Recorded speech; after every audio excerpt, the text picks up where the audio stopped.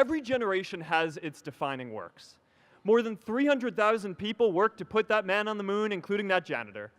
Millions of volunteers immunized children around the world against polio, and millions of more people built the Hoover Dam and other great projects. And now it's our generation's turn to do great things.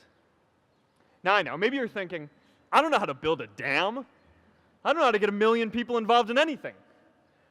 Well, let me tell you a secret. No one does when they begin. Ideas don't come out fully formed. They only become clear as you work on them. You just have to get started.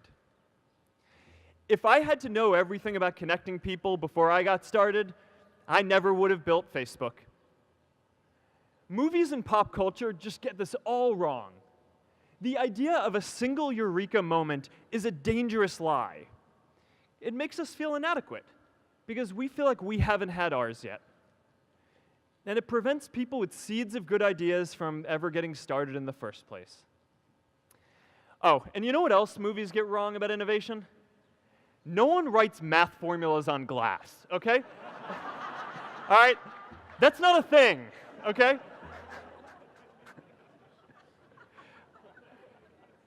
It's really good to be idealistic, but be prepared to be misunderstood. Anyone working on a big vision is going to get called crazy, even if you end up right. Anyone taking on a complex problem is going to get blamed for not fully understanding it, even though it's impossible to know everything up front. Anyone taking initiative will always get criticized for moving too fast because there's always someone who wants to slow you down. In our society, we often don't take on big things because we're so afraid of making mistakes that we ignore all the things wrong today if we do nothing. The reality is, anything we do today is going to have some issues in the future. But that can't stop us from getting started. So what are we waiting for? It is time for our generation-defining great works. How about stopping climate change before we destroy the planet and getting millions of people involved, manufacturing and installing solar panels? How about curing all diseases and getting people involved by asking volunteers to share their health data, track their health data, and share their genomes? You know, today, our society spends more than 50 times as much treating people who are sick as we invest in finding cures so people don't get sick in the first place. It makes no sense. We can fix this. How about modernizing democracy so everyone can vote online?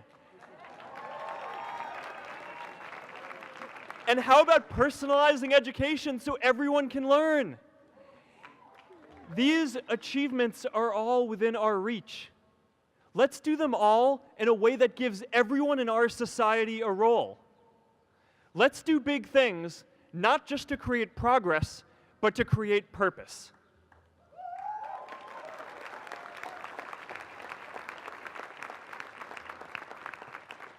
So taking on big, meaningful projects together is the first thing we can do to create a world where everyone has a sense of purpose.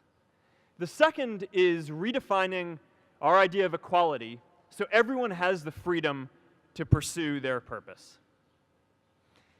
Now, many of our parents had stable jobs throughout their careers, but in our generation, we're all a little entrepreneurial, whether we're starting our own projects or finding our role in another one. And, you know, that's great, because our culture of entrepreneurship is how we create so much progress. An entrepreneurial culture thrives when it is easy to try lots of new ideas. Facebook wasn't the first thing I built. I also built chat systems and games, study tools and music players, and I'm not alone. J.K. Rowling got rejected 12 times before she finally wrote and published Harry Potter. Even Beyoncé had to make hundreds of songs to get Halo. The greatest successes come from having the freedom to fail. Now, today, we have a level of wealth inequality that hurts everyone. When you don't have the freedom to take your idea and turn it into a historic enterprise, we all lose. It's meant about finding your purpose. We're millennials. We try to do that instinctively. Instead, I'm here to tell you that finding your purpose isn't enough.